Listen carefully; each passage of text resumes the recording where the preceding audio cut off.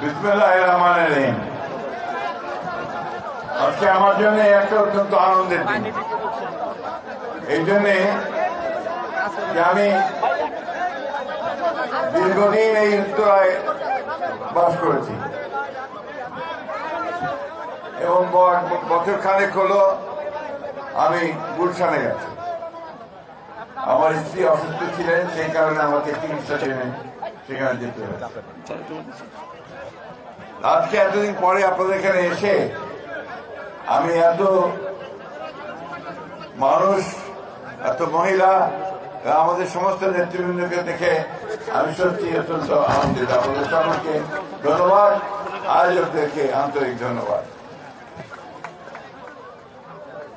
আজকের এই উপহার বিতরণের যে সভা, এই সভার সম্মানিত সভাপতি মঞ্চে উপবিষ্ট আছেন আমাদের ঢাকা মহানগর বিএনপি উত্তরের সম্মানিত আহ্বায়ক জনাব আমিনুল, সদস্য সচিব জামান সাহেব, আমাদের ঢাকা উত্তর নেতৃবৃন্দ, প্রিয় ভাই ও বোনেরা, আসসালামু আলাইকুম। আমরা আজকে যখন এখানে একসাথে হয়েছি তখন আমরা একটু দম খুলে প্রাণ ভরে নিঃশ্বাস নিতে পারছি। কিছুদিন আগে আমরা সেই নিঃশ্বাসটা নিতে পারিনি।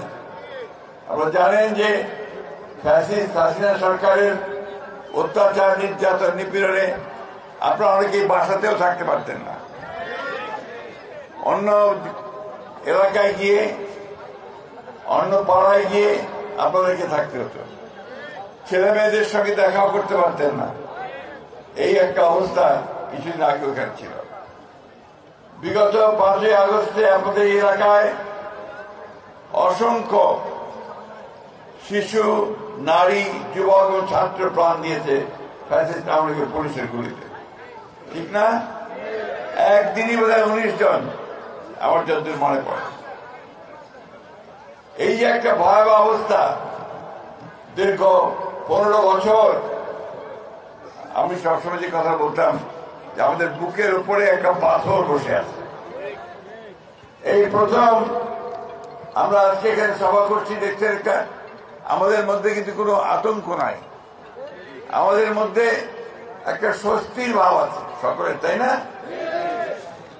এই অবস্থাটা আমাদের ছেলেরা, আমাদের মানুষেরা, আপনারা দীর্ঘদিন সংগ্রাম করে, লড়াই করে, বুকে রক্ত ঢেলে দিয়ে এই অবস্থাটা আপনারা ফিরিয়ে নিয়ে এসেছেন। আজকে ফ্যাসিস্ট হাসিনা পালিয়ে গেছে, ফ্যাসিস্ট হাসিনা পালিয়ে গেছে জনগণের রোষের মাধ্যমে, জনগণের ক্ষোভের কারণে। জনগণকে তাড়া করে দেশ ছাড়া করেছে, তাই না? অথচ দেখেন, এই কিছুদিন আগেও সে বলেছে যে হাসিনা দেশ ছেড়ে পালায় না, বলছিল না? আজকে সে পালিয়ে গেছে। পালিয়ে যাওয়ার পরও কিন্তু তার যে দুষ্টামি, যে মানুষের ক্ষতি করার যে অভ্যাস, সেটা যায় নাই। দিল্লিতে বসে, এই বাবা তোমরা একটু দয়া করে চুপ করো ভাই, প্লিজ প্লিজ। দিল্লিতে বসে সে ষড়যন্ত্র করছে, চক্রান্ত করছে এবং বলছে তোমরা সবাই তৈরি হও, আমি একদিন টুপ করে চলে আসবো। তার এই টুপ করে কথাটা যায় না। আমাদের মনে আছে যখন পদ্মা সেতু তৈরি হলো, তা আমরা যখন পদ্মা সেতুর দুর্নীতির কথা বললাম, আমাদের নেত্রী দেশনেত্রী বেগম খালেদা যখন বললেন, তখন সে বলল খালেদা জিয়াকে এবার ওই পদ্মার ব্রিজ থেকে টুপ করে নিচে ফেলে দাও, বলছিল না? টুপ করে সে আবার চলে আসতে চায়। কিন্তু একটা কথা তাকে মনে রাখতে হবে, এই দেশের মানুষের উপর সে যে অত্যাচার করেছে, এই দেশের কত মায়ের বুক সে খালি করেছে, কত বাবার সন্তান হারিয়েছে, কত সন্তান তার পিতাকে হারিয়েছে, এই কথা মানুষ কখনোই ভুলবে না। সেই জন্যই দেখেন কিরকম একজন নেত্রী, কিরকম একজন মহিলা এত যে মানুষ মারলো তার মধ্যে একটু অনুশোচনাও নাই। একবারের জন্য বলে না যে আমি ভুল করছি। এটা একটা ভয়াবহ। আমরা যেটা কথা বলি যে উনি একজন আসলেও একটা সেই আমরা যেটা বলি সবসময় যে একটা দূত, একটা আপনার ভয়াবহ একটা পাথরের মতো আমাদের বুকের উপর বসে আছে। এই সেখানে বসেছিল, আজকে সে গেছে, আমরা শান্তিপূর্ণভাবে কথা বলতে পারছি। বন্ধুগণ, আজকে আমরা হাসিনা মুক্ত হয়েছি, কিন্তু এখনো আমাদের যে লক্ষ্য একটা গণতান্ত্রিক ব্যবস্থায় ফিরে যাওয়া। এই ছেলেরা তোমরা থামবে ভাই, একটু প্লিজ, একদম চুপ করে থামবে। আচ্ছা থামেন, আপনার থামেন। আজকে এখন পর্যন্ত কিন্তু আমরা সেই গণতন্ত্রে ফিরে যেতে পারি নাই। আমাদের একটা সরকার আমরা দিয়েছি, সেই সরকার হচ্ছে অন্তর্বর্তীকালীন সরকার। তাদেরকে দায়িত্ব সুনির্দিষ্ট করে বলা আছে যে তারা এই এত জঞ্জাল তৈরি করেছে হাসিনা, দেশে অর্থনীতিকে ধ্বংস করে দিয়েছে, বিচার ব্যবস্থা ধ্বংস করেছে, প্রশাসনকে ধ্বংস করে দিয়েছে। এটাকে ন্যূনতম ঠিক করে সংস্কার করে সে নির্বাচন দেবে। তারা সেই নির্বাচনে যারা অংশগ্রহণ করবে তারা জনগণ যাকে চাইবে তাকেই তারা ক্ষমতায় নিয়ে আসবে, তাই তো নাকি? আমি বারবার আপনাদের সামনে একটা কথা বলতাম যে আমার ভোট আমি দেব যাকে খুশি তাকে দেব, তাই না? এখানকার লোকেরা আপনারা অনেকেই গত 15 বছর ধরে কোনো ভোট দিতে পারেননি। সিটি কর্পোরেশন ইলেকশনে দাঁড়িয়েছিলেন, সিটি কর্পোরেশন ইলেকশনেও আপনাদের ভোটগুলো জোর করে কেড়ে নিয়ে চলে গেছে, আপনারা ভোট কেন্দ্রে যেতেও পারেননি, তাই না? আজকে এই সুযোগ এসেছে।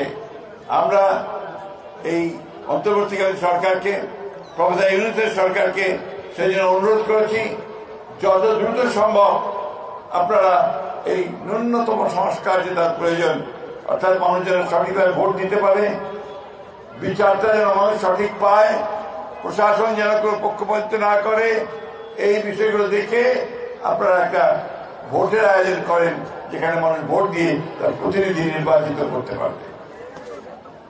জিনিসপত্রের দাম অনেক বাড়ছে, চালের দাম বাড়ছে না? কি মা বোনেরা, বাড়েনি চালের দাম? চালের দাম বাড়ছে, ডালের দাম বাড়ছে, নিত্য প্রয়োজনীয় জিনিসের দাম অনেক বেড়ে গেছে, বিদ্যুতের দাম বাড়ছে, হ্যাঁ অনেক বেড়ে গেছে। এখন এই যে জিনিসপত্রের দাম বাড়লো, এটা তো আপনার শুধুমাত্র যে শুধু ব্যবসায়ীর কাছে তা না, এটা হচ্ছে গত সরকারের যে ব্যর্থতা, তাদের যে দুর্নীতি, তার কারণে আজকে এই সমস্ত দ্রব্যমূল্যগুলো বৃদ্ধি পেয়েছে। আজকে আমাদেরকে সেই কারণেই আমরা এই সরকারকে অনুরোধ জানাই যে আপনারা দ্রুত এই দ্রব্যমূল্য কমানোর ব্যবস্থা করেন। মানুষ যেন অন্তত 2 বেলা মোটে খেতে পারে, কাপড় পরতে পারে, মোটে কাপড় পরতে পারে এবং ন্যায় বিচার পায়, সেই ব্যবস্থা আপনারা নিশ্চিত করেন। বন্ধুগণ, খুব দুঃখের কথা, আমরা এতদিন হাসিনার বিরুদ্ধে কথা বলেছি, আমরা অন্যায়ভাবে গ্রেফতার করার বিরুদ্ধে কথা বলেছি, অন্যায়ের গ্রেফতার করে অন্যভাবে গ্রেফতার করে থানায় নিয়ে গিয়ে পিটিয়ে নিয়ে ফেলার বিরুদ্ধে কথা বলেছি, তাই না? এক্সট্রা জুডিশিয়াল কিলিং এর বিরুদ্ধে কথা বলেছি। দুর্ভাগ্যের কথা, গতকাল কুমিল্লায় আমাদের যুব দলের এক নেতাকে তুলে নিয়ে যাওয়ার পরে যৌথ বাহিনী দিচ্ছে, তারপর সকালে মারা গেছে। আমরা পরিষ্কার করে বলতে চাই, এই ধরনের ঘটনা যেন পুনরাবৃত্তি না হয়। যারা এই ঘটনা ঘটিয়েছে তাদেরকে অবশ্যই বিচারের আওতায় নিয়ে আসতে হবে। আমরা আর এক্সট্রা জুডিশিয়াল কিলিং দেখতে চাই না, আমরা আর গুম হতে দেখতে চাই না। আমি যখন উত্তরায় ছিলাম, আমার তখন আপনার যে দক্ষিণ খানে মুন্নার মা, মুন্না ছিল আমাদের ছাত্র দলের নেতা, তাকে রাত্রেবেলা তুলে নিয়ে গিয়েছিল, আর ফিরে আসেনি। মুন্নার মা পাগলের মতো কাঁদত। তার বাবা ঘুরতে ঘুরতে সমস্ত দেশ, এমনকি ভারতে পর্যন্ত গিয়েছিল। তারপরে মুন্নার বাবা মারা গিয়েছিল। তার ভাই বোধ এখানে আছে, এখানে তার মা কয়েকদিন আগে আমার বাসায় এসেছিলেন, আমি তাদের সঙ্গে যোগাযোগটা রাখি।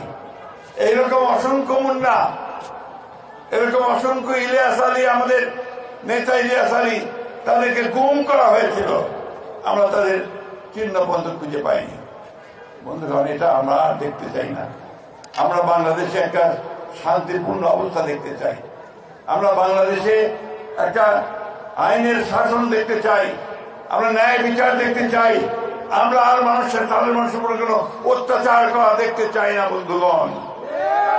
আর ওই যে মাস্তানি আওয়ামী লীগ হলেই তার কাছে যাওয়া যাবে না, এটা বন্ধ করতে হবে, এটা যেন কেউ না করে। আমার মনে আছে আমি যখন আপনার ছিলাম, আমার যে কেবলের ডিশের যে কেবল দিতেন তার নাম ছিল তুষার। সে এখন এখানে আছে কিনা আমি জানি না। সে একসময় ছাত্র দল করত। তো সে কয়েক বছর ব্যবসা করেছিল। পরে তাকে এখানকার আওয়ামী লীগের আপনাদের যে এমপি হলো কি নাম, হাবিব হাসান এমপি হওয়ার পরে তাকে একদিন ডেকে নিয়ে গিয়ে বললো, তুমি অনেকদিন ব্যবসা করেছ, এখন এই ব্যবসা তুমি ছেড়ে দাও, এটা আমার আওয়ামী লীগের লোকেরা করবে। ঘর দখল করেছে, দোকান দখল করেছে, শপিং মল পর্যন্ত দখল করে নিয়ে গেছে। এই কাজ যেন আমাদের কোন নেতা না করে, এটা আমি অনুরোধ করবো আমাদের নেতৃত্বে এই জিনিসগুলো আপনারা খেয়াল করবেন। এবং যারা এই কাজগুলো করবে তারা কিন্তু দলের শত্রু, দেশের শত্রু। আমি বক্তব্য বাড়াবো না বন্ধুগণ। আমাদের সামনে এখন কিন্তু কঠিন সময়। আপনারা নির্বাচন হবে, আজকে কালকে নির্বাচন হবে, কিন্তু নির্বাচনে জনগণের ভালোবাসা যদি আমরা অর্জন করতে পারি তাহলে কিন্তু আমরা রাষ্ট্র পরিচালনার দায়িত্ব পাবো, তা নাহলে আমরা পাবো না। ঠিক না? এই যে আমাদের সামনে মা বোনেরা বসে আছে, এনারা যদি মনে করে যে হ্যাঁ বিএনপিকে ভোট দেওয়া যাবে, বিএনপি মানুষের ভালো চায়, বিএনপির ছেলেরা, বিএনপি নেতারা আমাদের সুখ দুঃখের সঙ্গে আমাদের পাশে দাঁড়ায়, তাহলেই শুধুমাত্র আমরা ভোট পাবো। তাহলে কি ভোট পাবো? সুতরাং ওইভাবে আমাদেরকে কাজ করতে হবে। আজকে আপনাদেরকে দৃষ্টান্ত সৃষ্টি করতে হবে। আমাদের ভারপ্রাপ্ত চেয়ারম্যান তারেক রহমান সাহেব প্রতি মিটিংয়ে এই কথাটা বলেন যে মানুষের ভালোবাসা অর্জন করেন, মানুষের ভালোবাসা অর্জন করে মানুষ আমাদের সঙ্গে থাকবে। শহীদ প্রেসিডেন্ট জিয়াউর রহমান, দেশনেত্রী বেগম খালেদা জিয়া, তারা এই কাজটা করেছিলেন। তারা সব সময় মানুষের ভালোবাসা অর্জন করেছেন।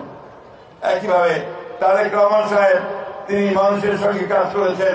আজকে প্রায় 17 বছর তিনি দেশের বাইরে রয়েছেন, দেশে আসতে পারেননি।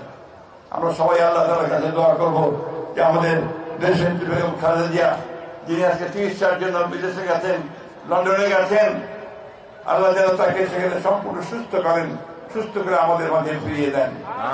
একই সঙ্গে এই দোয়া আল্লাহ তাআলার কাছে চাইব যে আল্লাহ তাআলা যেন আমাদের নেতা তারেক রহমান সাহেব তাকে সম্পূর্ণ সুস্থ করে আমাদের মাঝে ফিরিয়ে দেন এবং এই গণতান্ত্রিক আন্দোলন তিনি যেন নেতৃত্ব দিতে পারেন। তাই তো নাকি?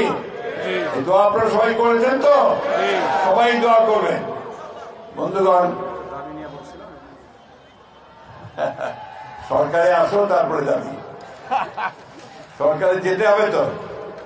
এখন আমি কোথা থেকে আপনাদেরকে দেব? আমরা যদি সরকারে যেতে পারি, আপনাদের ইনশাআল্লাহ সমস্ত সমস্যার সমাধান করার চেষ্টা করব।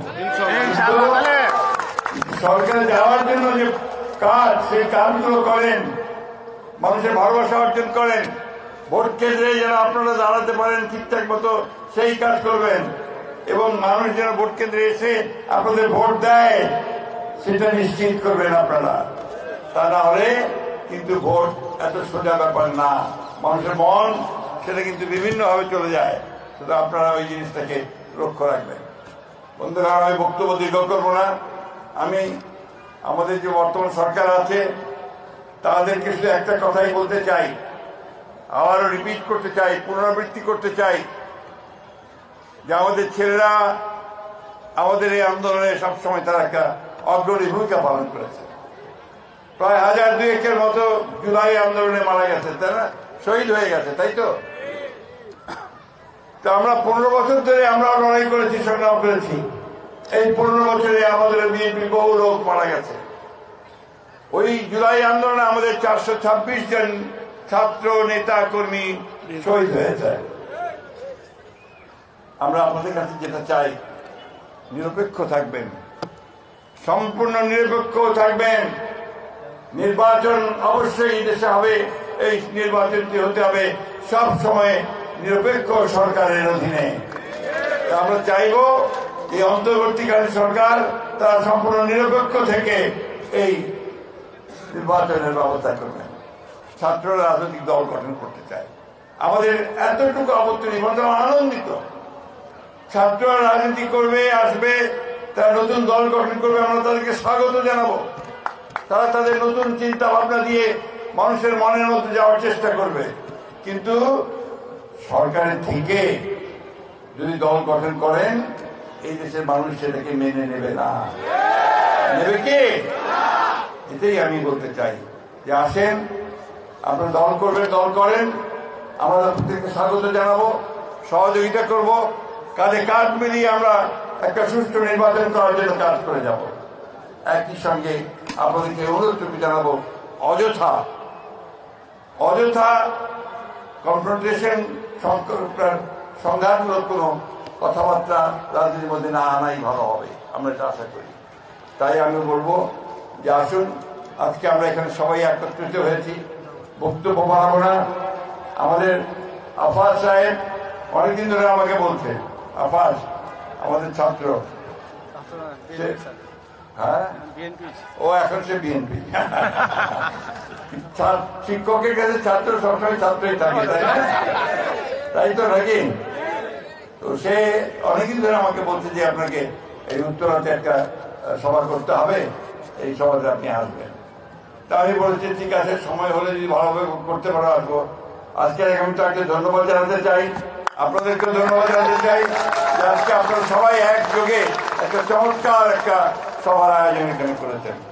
আর বক্তব্য দীর্ঘ করবো না, আপনারা এখন আমাদের ম্যাডামের দোয়ার জন্য দোয়া করবেন।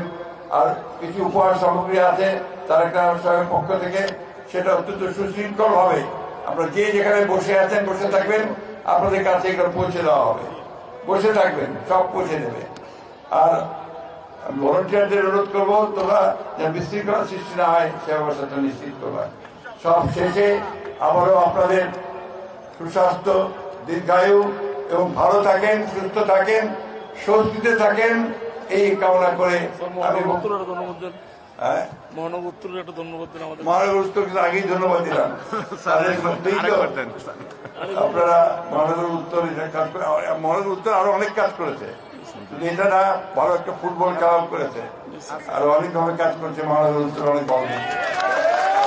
আমি সব শেষে আপনাদের কাছে একটু আবার নিবেদন করতে চাই, আসুন আমরা ঐক্যবদ্ধ থাকি। আমাদের ঐক্যকে ভাঙার চেষ্টা করা হচ্ছে, সেটা যেন কেউ ভাঙতে না পারে। আর কোন আওয়ামী লীগের প্রেতাত্মারা তারা নাকি এখন বিভিন্ন দলে ঢুকে পড়তে চায়, সেটা করতে দেবেন না। আমাদের দলে যেন কোন আওয়ামী লীগের প্রেতাত্মা না ঢুকতে পারে, সেটা আপনারা নিশ্চিত করবেন। সবাই ভালো থাকবেন, সুস্থ থাকবেন, আপনারা শান্তিতে থাকবেন, এই দোয়া করে আল্লাহ তাআলার কাছে দোয়া আছে আপনাদের কাছে বিদায় নিচ্ছি। আসসালামু আলাইকুম, খুদা হাফেজ। বাংলাদেশ জিন্দাবাদ, বাংলাদেশ জাতীয়তাবাদী দল জিন্দাবাদ, শহীদ জিয়াউর হক, দেশনেত্রী বেগম খালেদা জিয়া জিন্দাবাদ, তারেক রহমান জিন্দাবাদ।